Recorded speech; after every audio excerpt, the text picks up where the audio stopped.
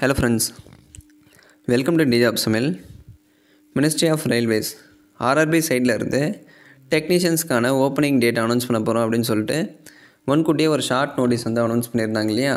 இப்போ அதுக்கான opening date வந்து அஃபீஷியலாக அனௌன்ஸ் பண்ணிட்டாங்க. இதில் என்ன ஒரு பெனிஃபிட் அப்படின்னா டெக்னீஷியன் கிரேட் 1 சிக்னல் போஸ்டிங்கும் ஆட் பண்ணியிருக்காங்க. இதுக்கு நீங்கள் 12th பாஸ் பண்ணியிருந்தாலே போதும், அப்ளை பண்ணலாம் ஃப்ரெண்ட்ஸ். எக்ஸாம் ஃபீஸும் வந்து உங்களுக்கு ரீஃபண்ட் பண்ணிடுறாங்க.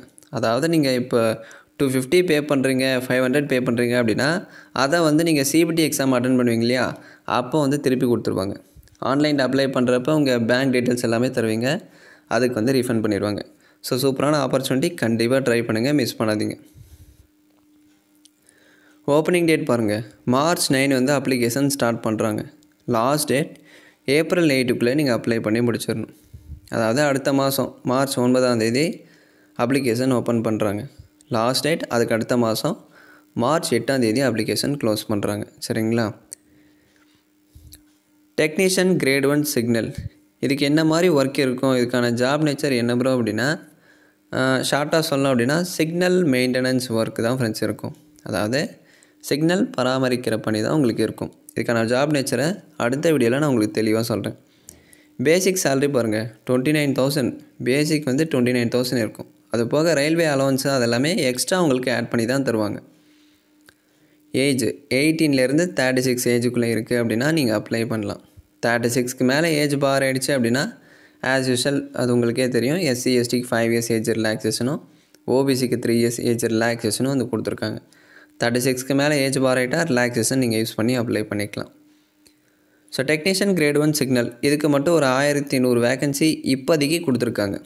இந்த வேக்கன்சிஸ், இந்த 2 போஸ்ட்டுக்கும் வேக்கன்சிஸ் கண்டிப்பாக இன்க்ரீஸ் ஆகும். அதாவது இந்த போஸ்டிங்கில் ஒரு 1100, இந்த போஸ்டிங்கில் ஒரு 7,900 வேக்கன்சி கொடுத்துருக்காங்க இல்லையா. ஸோ ஒட்டு மொத்தமாக உங்களுக்கு ஒரு 9,000 வேக்கன்சி கொடுத்துருக்காங்க. இந்த 9,000 வேக்கன்சிஸ் கண்டிப்பாக இன்க்ரீஸ் ஆகும்.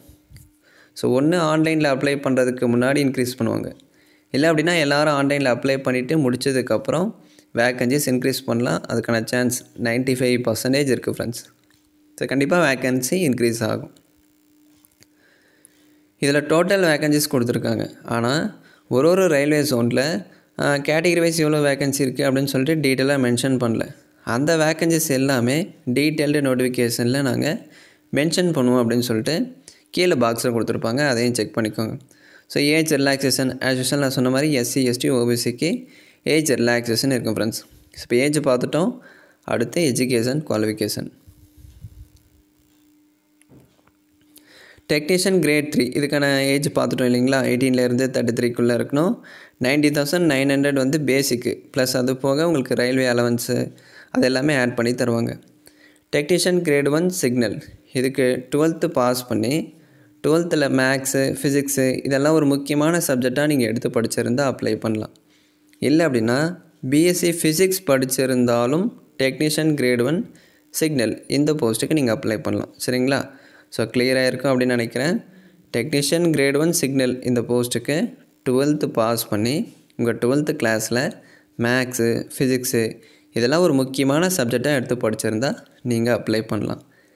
இல்லை அப்படின்னா டிகிரியில் BSc ஃபிசிக்ஸ் படிச்சிருந்தால் டெக்னீஷியன் கிரேட் 1 சிக்னலுக்கு நீங்கள் அப்ளை பண்ணலாம். இந்த டெக்னீஷியன் கிரேட் 3 அப்படின்னு ஒரு கேட்டகரி இருக்குது இல்லையா, இதுக்கு ITI படிச்சிருக்கணும். அதாவது 10th பாஸ் பண்ணி அவங்க சொல்கிற ட்ரேடில் ITI படிச்சிருக்கீங்க அப்படின்னா நீங்கள் அப்ளை பண்ணலாம். இந்த எலக்ட்ரிஷியனு அந்த மாதிரி ஒரு சில வெல்டரு மெக்கானிக்கல் அந்த மாதிரி ஒரு சில ட்ரேட் வந்து கொடுத்துருப்பாங்க இல்லையா, அந்த ட்ரேடில் நீங்கள் ITI படிச்சிருக்கீங்க அப்படின்னா அப்ளை பண்ணலாம். சரி, மெக்கானிக்கல் இல்லை மிஷினிஸ்ட் அப்படின்னு வரும். ஸோ அவங்க சொல்கிற ட்ரேடில் 10th பாஸ் பண்ணி ITI முடிச்சிருந்தால் நீங்கள் அப்ளை பண்ணலாம் ஃப்ரெண்ட்ஸ். அது என்னென்ன ட்ரேடில் நீங்கள் ITI படிச்சிருக்கணும் அப்படின்னு சொல்லிட்டு ஃபுல் நோட்டிஃபிகேஷனில் தெளிவாக இருக்கும். நோட்டிஃபிகேஷன் வரும்போது நம்ம டீட்டெயிலாக பார்க்கலாம். அடுத்து பாருங்கள், மோட் ஆஃப் செலெக்ஷன் ப்ராசஸில் கம்ப்யூட்டர் பேஸ்டு எக்ஸாமினேஷன் வந்து கண்டக்ட் பண்ணுறாங்க. அந்த CBT எக்ஸாம் எப்போ ப்ரோ கண்டக்ட் பண்ணுவாங்க அப்படின்னா அக்டோபர்லேருந்து டிசம்பர் மந்த்துக்குள்ளே CBT எக்ஸாம்ஸ் எல்லாமே நாங்கள் கண்டக்ட் பண்ணுவோம் அப்படின்னு சொல்லியிருக்காங்க. அது எந்த டேட்டில் கண்டக்ட் பண்ணுறாங்க அப்படின்னு சொல்லிட்டு அவங்க மென்ஷன் பண்ணல. ஆல்ரெடி இந்த டென்டேட்டிவ் வேக்கன்சிஸ் நம்ம பார்த்துருப்போம். அதாவது டெக்னீஷியன் டென்டேட்டிவ் டைம்லைன்ஸ் அப்படின்னு சொல்லிட்டு இந்த PDF ஆல்ரெடி நம்ம சேனலில் பார்த்துருப்போம். ஸோ இதில் பார்த்தீங்க அப்படின்னா உங்களுக்கு ஆன்லைன் அப்ளிகேஷன் டேட் வந்து எப்போ அனௌன்ஸ் பண்ணுறாங்க, சிபிடி எக்ஸாம் எப்போ கண்டக்ட் பண்ணுவாங்க அப்படின்னு சொல்லிட்டு ஷார்ட்டாக கொடுத்துருப்பாங்க. ஸோ கம்ப்யூட்டர் சிபிடிஸ் எக்ஸாம்ஸ் எல்லாமே அக்டோபர்லேருந்து டிசம்பர் 2024க்குள்ளே கண்டக்ட் பண்ணுறதா சொல்லியிருக்காங்க. ஸோ டாக்குமெண்ட் வெரிஃபிகேஷன் February 2025ல் யாரெல்லாம் சிபிடியில் ஷார்ட் லிஸ்ட்டாக இருக்கீங்களோ அவங்களுக்கு டாக்குமெண்ட் வெரிஃபிகேஷன் கண்டக்ட் பண்ணுவாங்க ஃப்ரெண்ட்ஸ். ஸோ அடுத்து எக்ஸாம் ஃபீஸ். இதில் எக்ஸாம் ஃபீஸ் வந்து ரொம்ப அதிகமாக தான் ஃப்ரெண்ட்ஸ் கொடுத்துருக்காங்க. பட் இந்த அமௌண்ட்டை உங்களுக்கு ரீஃபண்ட் பண்ணிடுறாங்க. நீங்கள் யூஆர் ஓபிசி இடபிள்யூஎஸ் கேட்டகரியாக இருக்கீங்க அப்படின்னா 500 எக்ஸாம் ஃபீஸ் வந்து நீங்கள் பே பண்ணணும். இதில் ரிமைனிங் 400 வந்து உங்களுக்கு ரீஃபண்ட் பண்ணிடுறாங்க. எப்போ அப்படின்னா சிபிடி எக்ஸாம் அட்டன் பண்ணுறீங்க இல்லையா, அப்போ அந்த அமௌண்ட்டை நீங்கள் ஆன்லைனில் அப்ளை பண்ணுறப்ப பேங்க் டீட்டெயில்ஸ் எல்லாமே கொடுத்துருப்பீங்க, அந்த அக்கௌண்ட்டுக்கு ரீஃபண்ட் பண்ணிடுவாங்க. ரீஃபண்ட் அப்படின்னா திருப்பி கொடுத்துருவாங்க.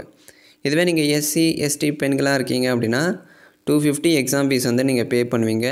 நீங்கள் பே பண்ண இந்த 250 அமௌண்ட்டும் நீங்கள் சிபிடி அட்டன் பண்ணுறப்போ உங்களுக்கு ரீஃபண்ட் பண்ணிடுவாங்க. ஸோ இது வந்து ரீஃபண்ட் தான். 500 பே பண்ணுறீங்க அப்படின்னா 400 ரீஃபண்ட் வரும். எஸ்சி எஸ்டி ஃபீமேல்ஸ் 250 பே பண்ணுவீங்க. இந்த 250 அமௌண்ட்டும் உங்களுக்கு சிபிடி அட்டன் பண்ணுறப்ப ரீஃபண்ட் வந்துடும் ஃப்ரெண்ட்ஸ். ஸோ எக்ஸாம் சென்டர்ஸ் பார்த்திங்கன்னா நம்ம லொக்கேஷனில் சென்னையில் இருக்கும். சென்னையில் போய்ட்டு நீங்கள் சிபிடி அட்டன் பண்ணலாம்.